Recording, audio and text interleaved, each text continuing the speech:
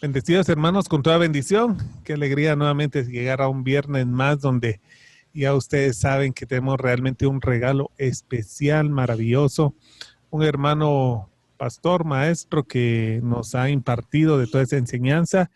Y yo especialmente le agradezco que mucho de la enseñanza que él está compartiendo en este tiempo, pues lo estamos llevando a la práctica en una forma en la cual recibo yo que pues la iglesia sea devuelta a nuestro Señor Jesucristo con la participación de todos ustedes en las diferentes acciones.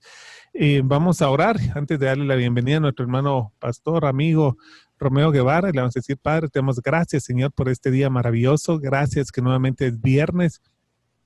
Como dice que el restaurante, gracias a Dios es viernes, Señor. Hay banquete, hay buena comida, hay un regalo maravilloso, Señor. Y hoy agradecemos la vida de nuestro hermano pastor Romeo Guevara, que durante este tiempo de COVID, Señor, para los que amamos todo ocurre para bien. Hemos tenido la bendición y la cercanía de tenerlo.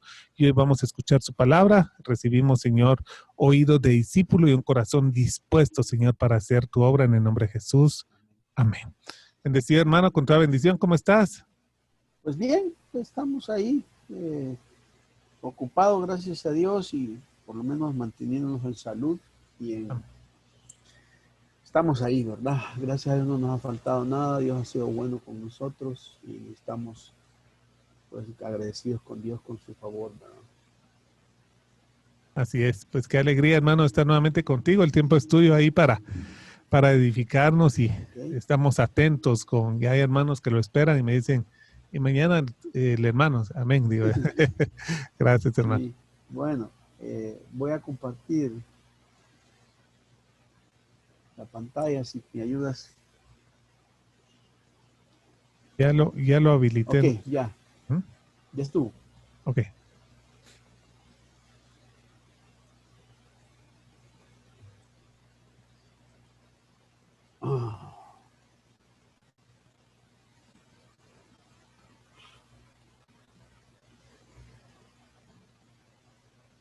Bueno, como hemos estado hablando, estoy muy entusiasmado con la idea de esto, de cómo Dios nos está tendiendo la mano hacia nosotros, una nueva perspectiva de un caminar con Jesús, de una vuelta al camino, y pues hasta el momento Dios ha puesto en mi carga esa búsqueda y ese peregrinaje que todos los cristianos debemos hacer, sentámonos invitados por Jesús a caminar con Él.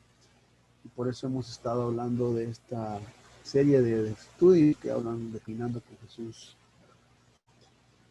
Te quería mencionar, Juan Carlos, que si la gente quiere, los escritos están en el blog, ahí los pueden descargar, los documentos escritos, las referencias, para que pueda haber refuerzo.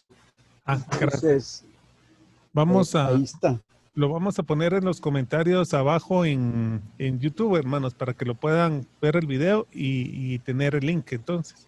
Ajá, correcto. Bueno, entonces ahora, hoy quisiera que hablemos de una historia que es una historia muy conocida por la mayoría, quizás es una de las historias más conocidas, a la par de la parábola del hijo pródigo, pero es una de las historias de Jesús que nosotros por alguna razón la llamamos con un nombre que no es ni siquiera bíblico. Es decir, la tradición evangélica, el folclore evangélico le pone cosas al texto que realmente no ocurren. Y se debe a que muchas veces en la Biblia nosotros encontramos palabritas que están en negrito en cada párrafo y asumimos que quizás son parte de la escritura, pero en realidad son parte de los traductores que lo que hicieron fue ir fragmentando los capítulos y como queriendo darnos una idea de lo que va a hablar el versículo. Esta parábola o esta historia aparece en Lucas 10, ya lo vamos a ver, pero es una historia que habla acerca de el samaritano.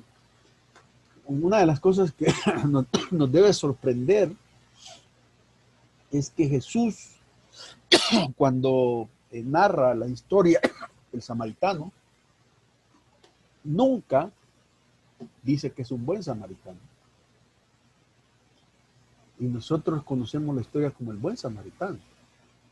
Pero el texto nunca dice que es un buen samaritano. Solo dice que es un samaritano. Y me da la idea, perdón, de que esa forma de describir el buen samaritano lleva a un prejuicio ya. Nos mete un prejuicio. Porque nos da la idea de que todos los samaritanos son malos y que había uno bueno. Y en realidad el samaritano no es bueno, sino que lo que hace es ser obediente a Dios. Y ya desde ese punto humanizamos demasiado la parábola. Entonces, creo que es parte del regreso, el replantearnos nosotros nuestras historias.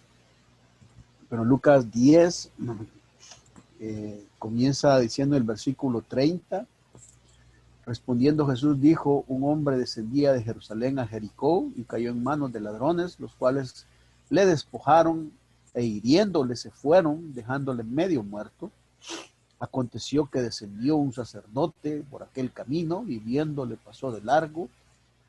Asimismo un levita, llegando cerca de aquel lugar, viéndole pasó de largo. Pero un samaritano que iba de camino vino cerca de él y viéndole fue movido a misericordia. Y acercándose vendó sus heridas, echándole aceite y vino y poniéndole en su cabalgadura, lo llevó al mesón y cuidó de él. Otro día al partir sacó 2 denarios y los dio al mesonero y le dijo, cuídame, y todo lo que gastes de más yo te lo pagaré cuando regrese. Versículo 36, ¿quién pues de estos 3 te parece que fue el prójimo de que cayó en manos de los ladrones? Y él dijo, el que usó de misericordia con él. Entonces Jesús le dijo, ve y haz tú lo mismo. Esta historia es una historia que se plantea desde la perspectiva de una pregunta en el versículo 29, en donde le pregunta a un experto en la ley que cosas puede heredar qué cosas puede ser para heredar la vida eterna. Y Jesús le dijo, bueno, ¿qué dice la ley? ¿Qué dice lo que ha estudiado? Y él le dice, bueno, hay que amar a Dios con toda el alma y hay que amar a su prójimo como a uno mismo. Y entonces le dijo Jesús, bueno, bien dicho, bien has respondido, de esto vivirás. Pero el hombre le dice, Señor, ¿quién es mi prójimo? Y Jesús entonces narra la historia del samaritano. Y al final la pregunta que el hombre le plantea acerca es ¿a qué clase de prójimo tengo que amar? Porque esa es la pregunta. Jesucristo le da vuelta a la tortilla y en realidad le dice, vos no tenés que pensar o preguntar con qué prójimo estás seguro, sino que lo que tenés que preguntarte, dice, es si tu prójimo está seguro contigo. Ese es el gran cambio, y por eso es que el hombre ni siquiera dice, bueno, el samaritano, sino que es el que hizo misericordia. Entonces Jesús le dice, ok, la pregunta básica aquí no es a quién debo ayudarle o con quién puedo estar seguro, sino que la idea es si esa persona está segura contigo, si tu prójimo está segura contigo, la pregunta es para ti mismo. Y ahí es donde se da toda la narración desde esa perspectiva. Hay varios detalles importantes que yo quiero resaltar para interpretar más, de una manera quizás más actualizada la escritura. Y es que en realidad también la parábola está destinada y está como en un punto marcado para gente. O sea, si tú vas a ser un buen prójimo para las personas, pero también dentro de la categoría de tu persona está la idea de que también eres una persona con recursos. Porque de nada sirve que seas buen prójimo si no tienes plata para pagar un hospedaje, ni llevarte, ni gastar todo lo que llevas. Una Margaret Thatcher, la primera ministra de Inglaterra, dijo una vez que la virtud de que el samaritano haya hecho eso es porque tenía plata. Y es cierto. Entonces quiere decir que hay una implicación al desprendimiento no solamente de un pobre, sino que también el desprendimiento de las personas que tienen recursos. Y eso le amplía un poco más el panorama, porque el mandato y la idea para la persona tiene que ver con el hecho, no, o sea, ok, qué tan cómodo tienes, qué tantos recursos tienes, y esos recursos estás dispuesto a desperdiciarlos por mostrar misericordia. No le podemos exigir a un pobrecito que haga lo que hizo este hombre porque no tendría la capacidad para darle la plata, llevarlo a un hotel, darle de comer, llevarlo en un caballo, decirle al otro, mira, si gasta más, yo te lo voy a pagar. Es la generosidad de gente pudiente, hermanos y hermanos. O sea, tampoco perdamos de vista este tipo de cosas. Ese tipo de personas que tienen los recursos y que para ellos los recursos sencillamente son para el servicio y la necesidad de las personas, que son gente desprendida. Ahora, la frase interesante del texto es que usando esta versión, dice, en un día un hombre iba de Jerusalén a Jericó, en el camino lo asaltaron unos ladrones y después de golpearlo le robaron todo lo que llevaba y lo dejaron medio muerto. Estaba pensando en esta historia que Jesús hace con respecto a este samaritano y me da la intención de que este pasaje está lleno de experiencias de vida. Es el relato de varias personas, de vida de varias personas, de sus estilos, sus filosofías de vida. Y yo puedo ver que hay por lo menos unas 5 estilos o experiencias o filosofías de vida reflejados en el texto. Esta parábola es considerada una de las más grandes dichas por Jesús. Es una clase magistral que pretende volar muy hondamente por las personas necesitadas. Y yo veo varios personajes que representan muchas cosas. Así es que es importante esto con respecto a cómo nos acercamos a la parábola. Así es que en esta tarde quiero hablarles a ustedes acerca de las experiencias del camino. ¿Qué pasa cuando tú vas camino con tu destino y has programado tu meta y vas, por usar la metáfora de Jerusalén a Jericó, y tú crees que va a llegar bien las cosas, pero de repente en medio de ese camino te asaltan y te encuentras con lo imprevisto, te encuentras con las dificultades que no esperabas y que de alguna manera te hacen interrumpir tu viaje y te hacen pasar por experiencias difíciles. Estas experiencias son las que nosotros tenemos que ver dentro de esto. Otra vez, Karl Rahner dice que las desilusiones son para el alma lo que una piedra para un estanque tranquilo. A veces tenemos nuestra vida va en ese camino tranquilo, pero de repente por alguna razón cae una piedra que las ondas nos alcanzan y nos hacen desestabilizarnos en nuestro diario vivir. Así es que hay 5 experiencias en el camino aquí. Son experiencias que tenemos que analizar y en esta tarde me propongo el hecho de que cada uno de nosotros analicemos esas experiencias y cómo manejamos esas experiencias, qué es lo que Dios quiere enseñarnos a través de esas experiencias. La primera experiencia que aparece en el texto es la experiencia de las decisiones.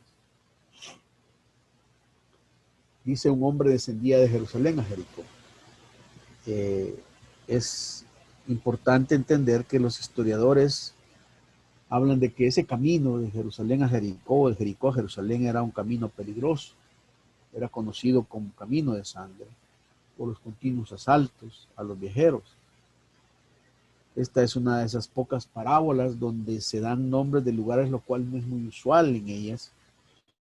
Y aquel hombre parece haber mostrado resistencia cuando lo asaltaron y toda vez que lo dejaron despojado de sus bienes, especialmente de su ropa, herido y medio muerto. No sabemos si aquel hombre era un negociante que podía haber llevado su mercancía y descendía gozoso por el pan para traer a su casa. Pudo ser un simple obrero que trabajaba o que trabajaba también en Jerusalén y descendía solo. Ahora, aquí hay varias cosas que vemos en esta decisión. Miren, nosotros vamos a tener experiencias de decisiones en la vida. Realmente la vida es de decisiones. Estamos tomando decisiones a cada rato. Leía la historia de un hombre que su trabajo era simple y sencillamente separar una naranja de otra en una banda de miles de naranjas, unas tras otras, para ver qué era la buena y qué era la mala. Y una persona le dijo que qué aburrido sería su trabajo, y el hombre le dijo, no, no es aburrido. Todo el día paso tomando decisiones. Y eso le fortalecía su carácter. Significa que todos nosotros estamos aquí, tomamos decisiones, tomaremos decisiones y son experiencias en la vida. Ahora, las decisiones que yo veo aquí en este hombre son decisiones que me pongo a pensar, por ejemplo, si esta persona sabía que el camino era peligroso, ¿por qué viaja solo? Es una pregunta que no se puede hacer. ¿Por qué va a la inversa, de Jerusalén a Jericó? Se suponía que Jerusalén era la ciudad privilegiada y Jericó era una ciudad maldita, porque era una ciudad que simple y sencillamente no estaba dentro de los planes de Dios, había una maldición sobre Jericó. Hay muchas preguntas que se hacen. Me hice estas preguntas y me puse a pensar, ¿por qué una persona se arriesga de esa manera? ¿Por qué es que toma decisiones arriesgadas? ¿Por qué es que simple y sencillamente tomaría una decisión de ese tipo? Pues pienso que se me ocurren por lo menos 4 cosas que una persona puede tomar una decisión de ese tipo. La primera decisión para arriesgarte es porque te imponen. Es decir, ¿qué puedes hacer si tu trabajo te lo dice, tu profesión lo hace, la necesidad te la impone? Entonces, ni modo, tengo que arriesgarme. Pienso en muchas personas que se van de mojados para los Estados Unidos, que saben que tienen que pasar por situaciones peligrosas, exponerse a que los maltraten, los maten, les roben, a que los pongan presos, pero se están muriendo de hambre en nuestros países, no tienen los recursos. Entonces dicen, ni modo, me tengo que echar el riesgo. ¿Por qué? Porque necesito llegar a mi Jericó, porque si no, no salgo adelante. Entonces uno puede tomar decisiones arriesgadas por eso. También puede ser por desesperación. Probablemente la necesidad lo obligaría a tomar esa decisión arriesgada, esperando que no pasara nada, cruzando de dedos, y dijo, bueno, tal vez no me pasa nada. Y es bien importante que nosotros veamos. La tercera, creo que también podría ser por obstinación. Miren, hay gente que le encanta arriesgarse. Yo he conocido gente que le encanta, bueno, en esta pandemia uno conoce un montón de gente insensata que le encanta arriesgarse, exponerse al virus solo con la idea de que les podía pasar a muchos, pero que él no le puede pasar, porque es muy astuto y puede franquear los obstáculos. Y a pesar de que la situación le están mandando señales de peligro, señales de que puede pasar una situación complicada, él dice, nada, me la voy a arriesgar. Y mucha gente dice, es que la vida es de riesgo, ¿verdad? Y las tengo que tomar. Aquí hay algunos hermanos que han dicho que van a abrir las iglesias el 30, ya están invitando a la gente para reapertura y todo, y con todo pompo y folclor. Para mí, esa es mi opinión, es una obstinación hacer eso en este momento. No necesitamos todavía eso. Ya vendrá mucho tiempo más. Pero hay gente que va a arriesgar a otros y se van a arriesgar a ellos porque están obstinados. Y con la premisa, no es que Dios nos va a proteger y no me va a pasar nada. Pero no es cierto. Tenemos mucho riesgo y obstinados en ese sentido. La cuarta podría ser por frustración. Es muy importante entender que cuando uno está incómodo en un lugar y frustrado, puede tomar decisiones que luego se complican en la vida, y solamente te fijas en tu destino y piensas que vale la pena pasar por el camino malo con tal de llegar a tu Jericó. Lo que viene a mi mente son aquellas personas que ya están hartas del trabajo que están haciendo y donde están. Ya no quieren nada de ese trabajo, lo aborrecen, y de repente les aparece una oportunidad y saben que es una oportunidad que simple y sencillamente no les conviene, pero como están tan frustrados dicen mejor, prefiero cambiar, prefiero irme a meter a que seguir en este lugar, y tomo una decisión frustrada. ¿Y qué es lo que ocurre? Esas decisiones que toma al final le van a traer que van a traer errores. ¿Ha pensado en cuántos errores hemos incurrido por tomar malas decisiones? Decidir juega un papel importante en nuestra existencia. Nuestras decisiones determinan la victoria o el fracaso. Es un principio que aplica a nuestra vida personal como espiritual. Ahora, hermanos, ¿qué decisiones estamos tomando? ¿Qué es lo que está buscando usted? se está arriesgando y sabe que le va a pasar algo, porque las cosas se lo han impuesto, está desesperado, está obstinado o frustrado, usted debe saber que nuestro movimiento de Jerusalén a Jericó debe ser guiado por Dios, no por decisiones simples y sencillamente circunstanciales. Yo le animo al que me está oyendo, al que está escuchando este estudio, si usted está tomando decisiones circunstanciales, déjeme decirle que mejor pare un momento, busque a Dios, pregúntele, y si Dios le confirma a usted que debe mantenerse donde está, a pesar de que no le gusta, hágalo, porque va a estar bajo la cobertura de Dios. No se arriesgue a ir de Jerusalén a Jericó sin la cobertura y la seguridad de Dios. Es bien importante eso, porque si no hay problemas. Hay una serie de televisión que miro bastante, se llama Chicago Police, o la policía de Chicago. Es una serie bonita, a mí me gusta lo de policías.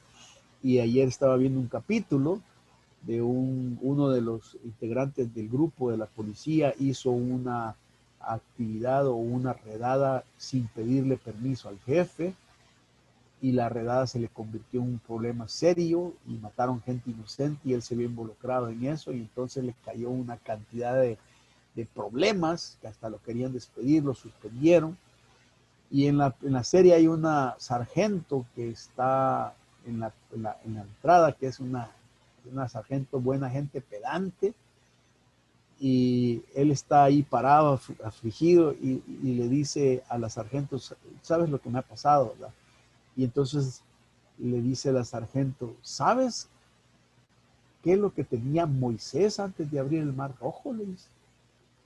Y entonces le dijo, no, tenía permiso de su jefe y por eso lo pudo abrir. Así es que la próxima vez nunca olvides la historia de Moisés.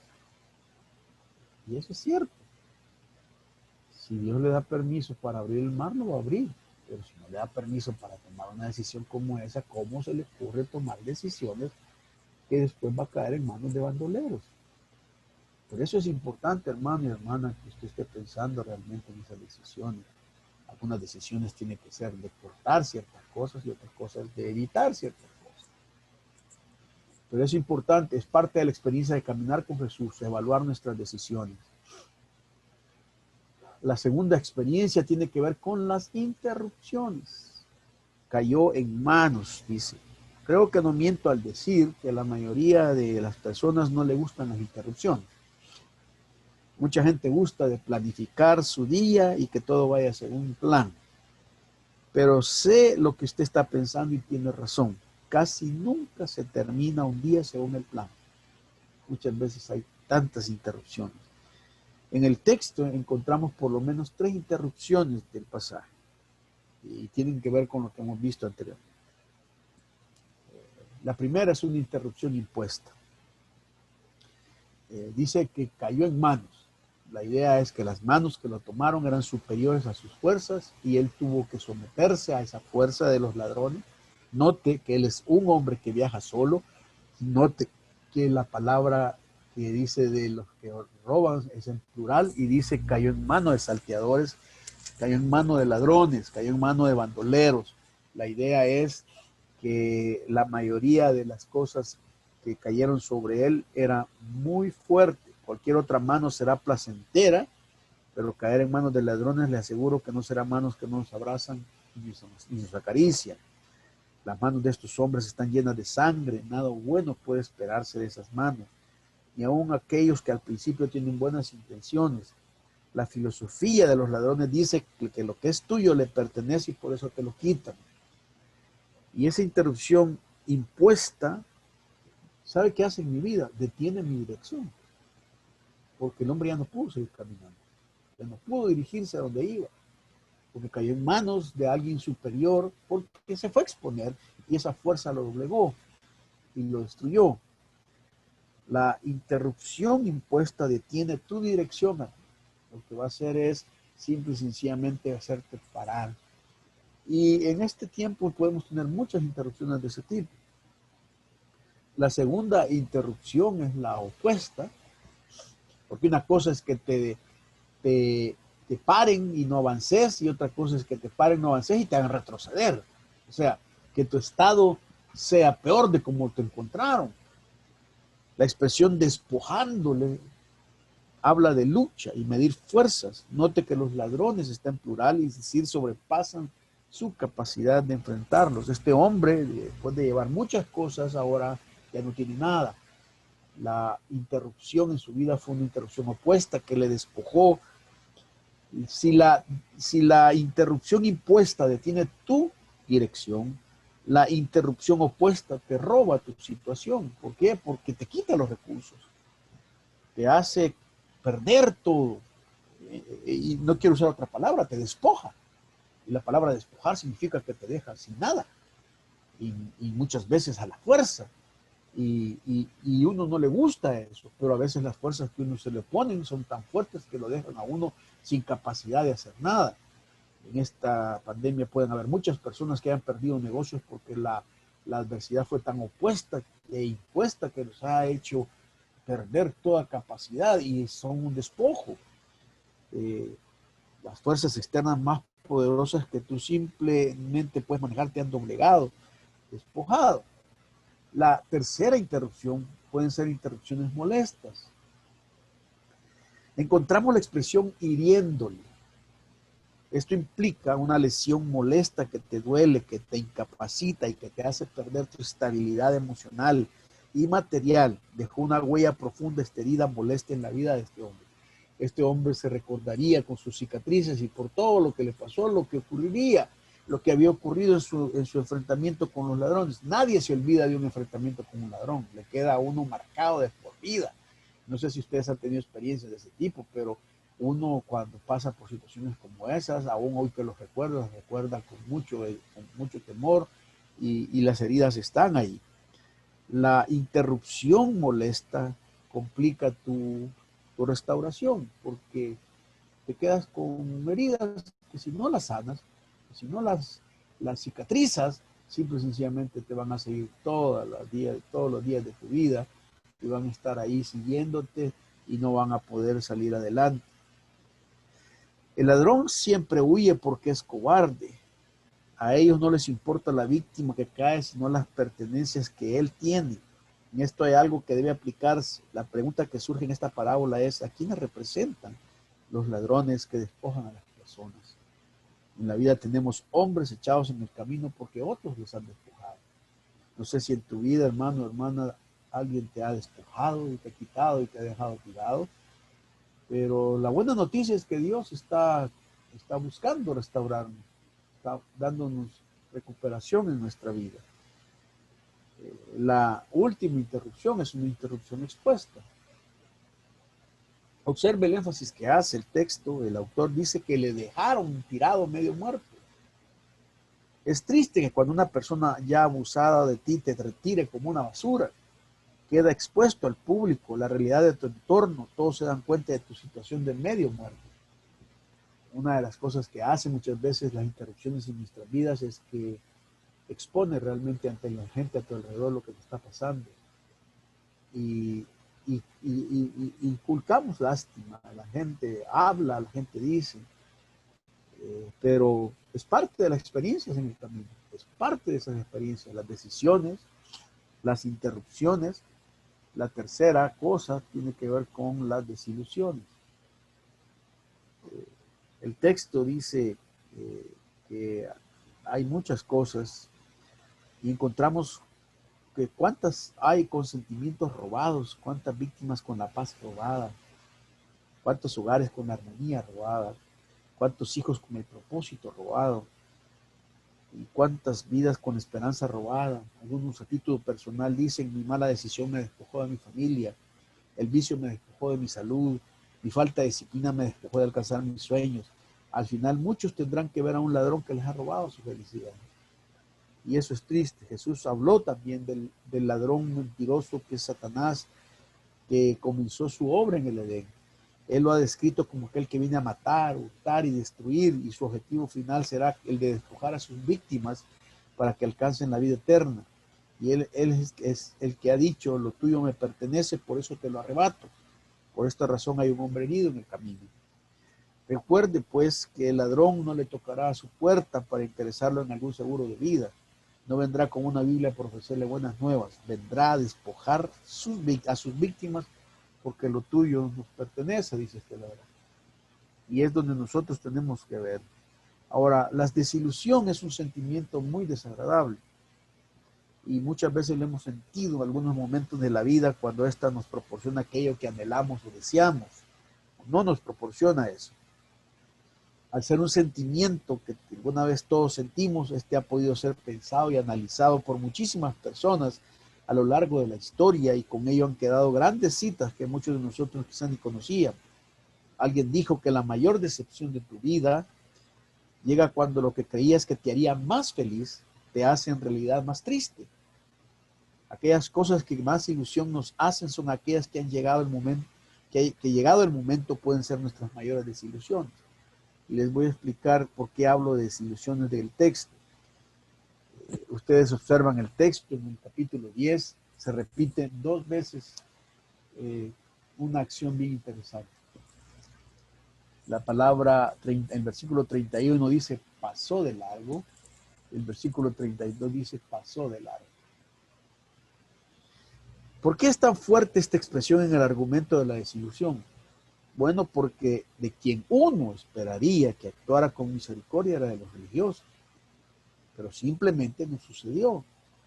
Imagina el hombre tirado medio muerto y al ver la indumentaria de los religiosos debió haber tenido esperanza, pero que se disolvió al ver que ninguno de los que esperaba ayuda se la dieron. Entonces, nuestras desilusiones tienen que ver con nuestras perspectivas. Es decir, ubicamos lógicamente de donde nosotros creemos que debe venir mi solución y simplemente no viene de ahí. Estoy esperanzado, poniendo todas mis fuerzas en algo, pero no va a venir de ahí. Los sacerdotes eran una fuente donde se esperaba una solución, pero al contrario se hicieron a un lado. A estas alturas de la parábola, el intérprete de la ley tuvo que verse sentido el impacto de la descripción y el escándalo tuvo que producirse en su mente. Él estaba muy ligado al mundo del sacerdote y del levita. Ellos eran encargados de hacer la hermenéutica para estos dos ministros, la presentaran al pueblo. Ellos conocían muy bien Levítico 19:18, Deuteronomio 6:5, que hablan al amor al prójimo. Qué oportunidad para aplicar esa palabra oída, pero para ellos lo suficiente era presentar los sacrificios y escuchar las lecturas del día. Alguien ha dicho que el sacerdote quizás iba a presentar una conferencia sobre cómo llegar al hombre despojado en el camino y se le hacía tarde, y por eso siguió de largo. Paradójicamente, la persona llamada a ayudar al hombre echado en el camino siguió de largo. La actitud de seguir de largo, lo que es un reflejo de la más mezquina indiferencia, es la esencia de la filosofía que yace en muchos corazones, el egoísmo. Es cuando amamos tanto lo nuestro que nadie más entra en mi espacio. Esto representa la religión sin vida, preocupada más por el rito que por la misericordia. Muchos ven la necesidad, pero siguen de largo. No sé si a ustedes les ha pasado, pero a mí me ha pasado. Tal vez en una oportunidad yo tenía necesidad de algo y busqué y sabía que cierta persona podía ser mi solución, pero lo que hizo fue pasar de largo, verme con indiferencia. Es cuando a nosotros nuestra perspectiva nos desilusiona. Tenemos la esperanza de que alguien nos va a prestar o que el banco nos va a dar o que nos va a sacar esto y de repente nos damos cuenta que no es así, que nos han obviado y que no ocurre. La segunda cosa de la desilusión tiene que ver con nuestras expectativas. Fíjense que yo cuando leo la palabra me gusta mucho imaginar la historia. Le pido a Dios que me dé imágenes visuales, porque eso lo que hace es introducirme en el contexto de las palabras. Pero una cosa que me llamó la atención es que en ambos versículos la idea es que los dos, bueno, en el segundo lo dice, llegando cerca, y el otro viéndole, me imagino que también llegó cerca. Y me puse a pensar, ¿qué sucede cuando uno tiene un problema y ve cerca la solución y dice, ya se va a dar y de repente desaparece? Cerca, pero no te ayudó. Cerca, pero no se solucionó. Creo que es una de las cosas que más desilusiona, no sé ustedes, pero a mí sí. Decir, ya me voy a curar, pero de repente se complica la cosa. Ya dijo el médico que ya voy a salir. Y esas expresiones cerca del lugar o viéndolo de cerca, en el texto original se da sentido, simplemente no solucionan tu situación. Creo que una de las cosas que más dañan nuestras expectativas es cuando vemos que se acerca la solución de nuestros problemas, pero que simplemente desaparecen y seguimos tirados en el camino. Un levita, al igual que un sacerdote, no podía acercarse a un cadáver, mucho menos tocarlo, porque se contaminaban. Pero qué distinto nuestro Señor, que tocó leprosos y puso sus manos sobre los muertos. La actitud del levita representa a aquellos que se acercan, sin embargo, por carecer de mensajes siguen de largo. No tienen nada que decir, no tienen nada que ayudar. Representa una iglesia que vive más como organización y no como un organismo que da vida a otros. Puede representar a uno el creyente que prefiere una vida ceremonial, cumpliendo con lo que cree que son los requisitos de un cristiano, pero que jamás se involucre en algún programa para alcanzar al hombre echado en el camino. Es fácil nosotros hablar de eso. La tercera desilusión tiene que ver con las disyuntivas. Aquí hablo de disyuntivas porque la RAE, o ¿cómo se llama? El diccionario de la Real Academia dice que disyuntiva es situación en la que hay que elegir entre dos cosas o soluciones diferentes. Ahora, fíjense una cosa. Ustedes deben saber que la narración en el texto, cuando dice que un hombre descendía de Jericó, está hablando de que es un judío. O sea, porque no puede haber otra evidencia dentro de eso. En cambio, cuando habla del hombre que le ayudó, dice que es un samaritano. Ahora, me puse a pensar en lo siguiente. ¿Pueden imaginar para este judío que se viera auxiliado por el que detestaba? El que menos pensaría que le ayudaría se convierte en la solución. A veces queremos que Dios solucione nuestras condiciones, pero no nos gusta la forma en que lo hace y por eso no lo aceptamos. La filosofía del sacerdote y el levita dice que lo mío es mío y no tengo por qué compartirlo. El asunto es que para muchos el deseo de ayudar a otros pudiera quedar frustrado porque ven más los riesgos que una oportunidad de ayuda y salvación. No son pocos los que teniendo la manera de ayudar a otros por haber conocido el amor de Dios se acercan, pero no se comprometen. Hermanos, mira, no se trata de que estés cerca de la iglesia, se trata de que estés comprometido con la iglesia, porque cerca no es suficiente, no te necesitamos cerca. Yo siempre he insistido, y una vez más con esto, que hay gente que tiene recursos. A mí me ha pasado. Han habido momentos, y seguirán habiendo momentos en mi vida en el cual estoy muy carente de asuntos económicos. ¿Sí?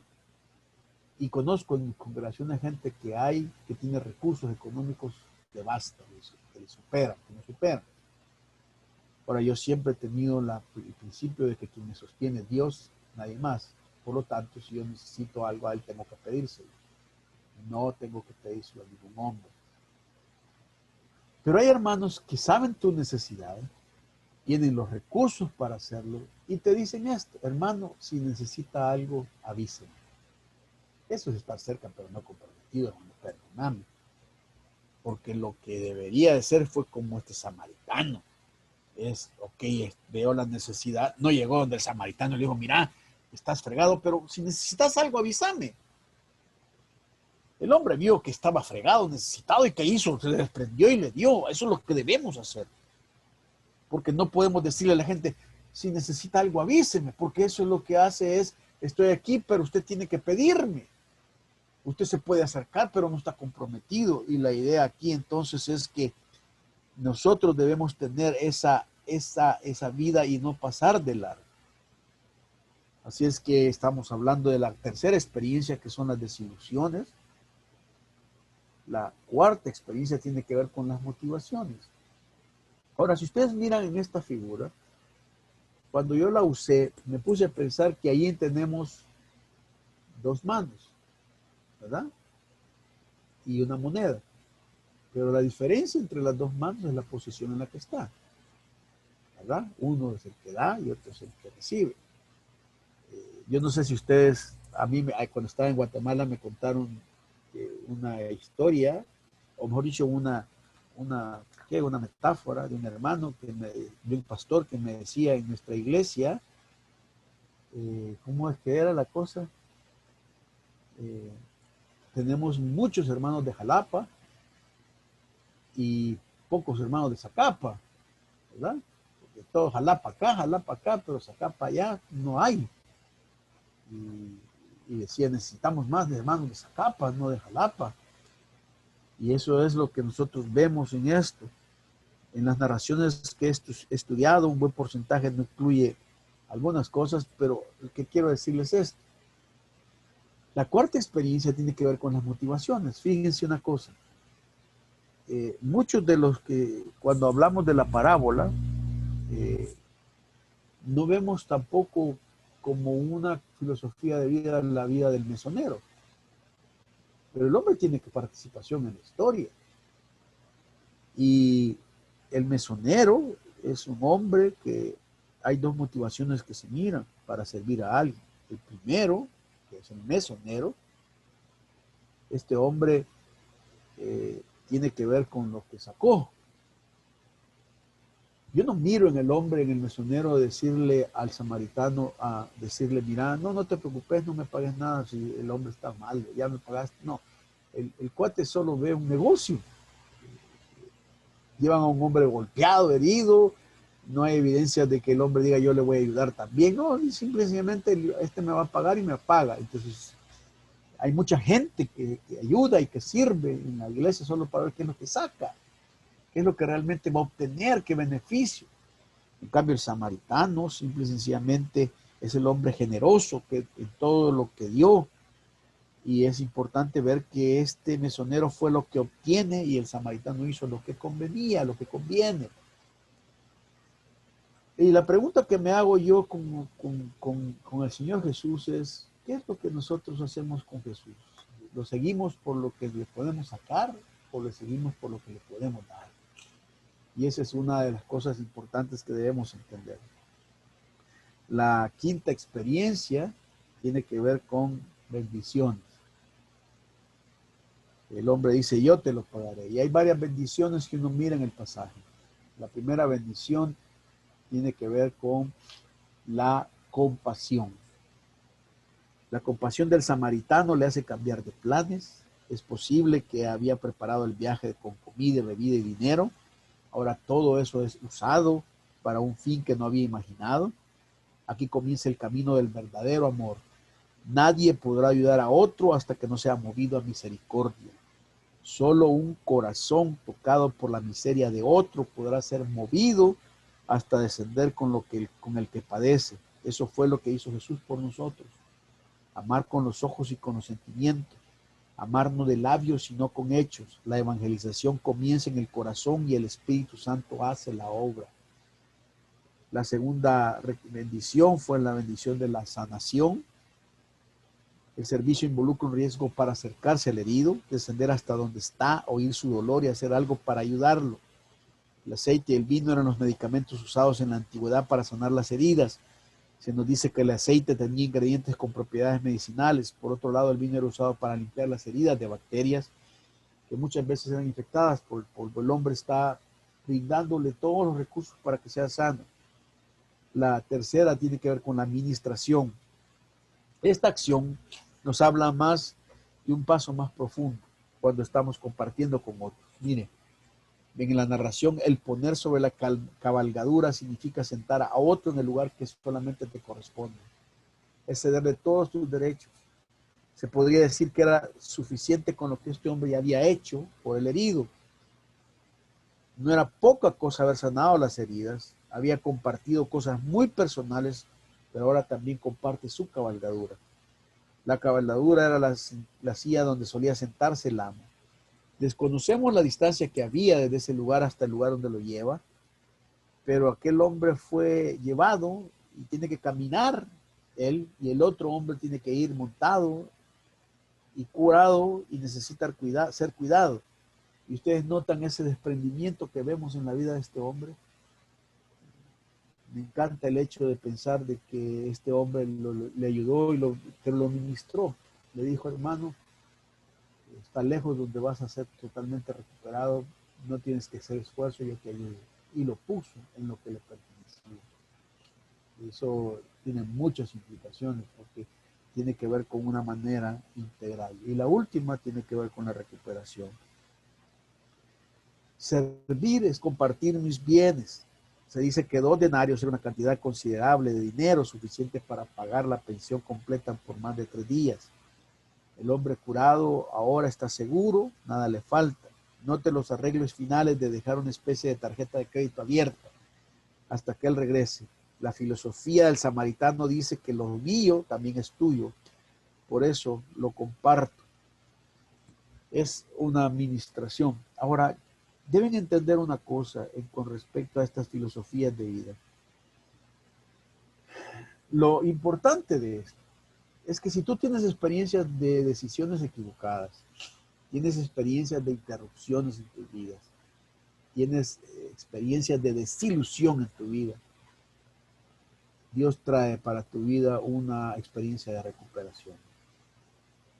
Porque al final la historia lo que demuestra es que lo que este hombre ha hecho Jesús por nosotros. Y hay una cosa que quiero compartirles, hermanos, que Dios ha puesto en mi corazón compartirles. Hermanos, las soluciones que ustedes están buscando para la X cosa que ustedes tengan, su trabajo, sus decisiones, no van a venir de donde ustedes las esperan. ¿Sí? Que no van a venir de ahí. Las soluciones van a venir de donde menos las esperan, y no solamente de donde menos lo esperan, sino donde no le va a gustar que venga. Así que esté listo y pendiente porque usted puede estar recibiendo la bendición, algo que ha rechazado, algo que ve de menos, algo que ha menospreciado. Porque de ahí es donde Dios sacó la bendición para este hombre. Así es que les animo, hermanos, a que podamos tener esas experiencias del camino y a que podamos aprender. Yo leía esta frase que es bien interesante. Dice que, perdón. Ay, ¿qué pasó? Permítanme.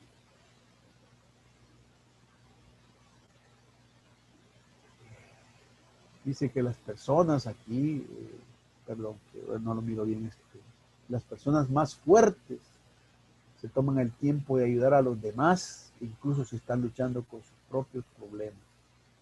Hermanos, ¿tenemos muchos problemas? Sí, tenemos suficientes problemas para nuestras propias vidas, pero eso no va a implicar que usted y yo podamos ser agentes de recuperación para otros.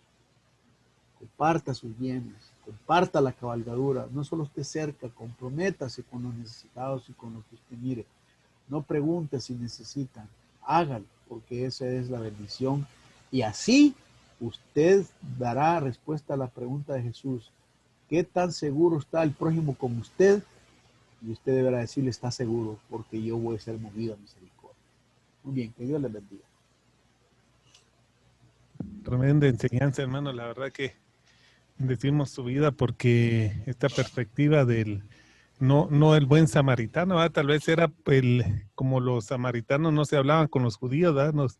Nos agarramos un partido que no nos corresponde, hermano, y tomamos la bandera de ellos, ¿verdad? Pero realmente es importante cómo llevar la palabra a la acción, ¿verdad, hermano? Y yo agradezco mucho, les cuento a mis hermanos que pues hermano Romeo nos hace el favor de compartirnos y también de pregrabar. Entonces generalmente escucho 2 veces este mensaje y hay un sinfín de cosas que cuando lo reescucho, no es que no lo había escuchado, sino que como que lo analizo y lo veo diferente. Santo, ¿sí? Así que yo los invito a que ustedes hoy que tienen la plataforma, pues vean y regresen a este mensaje. Además vamos a poner las notas de un blog que tiene el hermano muy interesante de no sé cuántos temas tendrás, hermanos. Tú llevas años escribiendo ese blog, ¿verdad? Sí, 9 años. 9 años. Hay más de 4.200 estudios. Sí, son libros completos, hermanos, de enseñanza y sabiduría que también seguramente les va a edificar. Así que, hermano, muchas gracias. No sé si puedes orar por nosotros para ser partícipes de esa de esas bendiciones, ¿verdad? Porque la verdad que Dios nos ha bendecido para bendecir. Y, Amén. y cuando decías eso, muchas veces si necesita, me dice y no le van a decir. O sea, yo sé No, que muchos ministros no le van a decir, hermano, no, sino yo quiero compartir y honrar la vida de un hermano que partió. Y dentro de las cosas que más me quebrantó era un hermano que siempre estaba pendiente de la iglesia y dentro de las disposiciones estaba que lo que él daba para la iglesia sigue llegando para la iglesia, no estando, hermano, él sigue llegando, fíjate, y porque él amén. sabía, y eso a mí eso realmente me quebrantó en su forma de pensar, porque era de avanzar, hermano, ¿verdad? De Amén. avanzar, Ya hermano, está disfrutando de sus premios, ¿no? en su premio y sigue sembrando, ¿verdad? Amén. Así Amén. que Vamos bendecido, a hermano, orar. gracias. Padre Dios, yo bendigo. Gracias porque tú nos das la palabra para orientarnos. Yo, Padre, declaro sobre la vida de mi hermano y la vida de la iglesia y su gente que estás llevando instrumentos de recuperación, de sanidad, de administración a sus vidas, que mis hermanos puedan estar atentos a lo que tú estás enviando. Gracias porque sabemos que tú nos recuperas y nos bendices, a pesar de que muchas veces caemos en manos de salteadores que nos despojan, nos hieren y nos dejan tirados. Y en el nombre de Jesús yo declaro bendición para todos. Bendecimos tu nombre y te damos gracias en el nombre de Jesús. Amén. Gracias, hermano, bendecido con toda bendición y los invitamos para que estén siempre pendientes de estas transmisiones tan especiales que el Señor nos ha dado, hermanos. Gracias, hermano Pastor Romeo, bendecido con toda bendición. Yo para la Gracias. cámara, creo yo. Ahí está, la había Ajá. apagado. Y Sí, te agradezco mucho. Hoy has tenido una jornada larga, pero has tenido el tiempo para nosotros, hermano, claro. y te agradezco Estoy a la muchísimo orden. ese amor que tienes, hermano, por la iglesia. Sabemos que vamos a, un día vamos a sembrar también y ser Gracias. de esa Gracias. palabra, hermano. Así que un Amén. abrazo, mi hermano, bendecido. Y bendecidos, Bendiciones. hermanos, con toda bendición. Nos seguimos siempre sintonizando por medio de este mismo medio que tan importante. Un abrazo.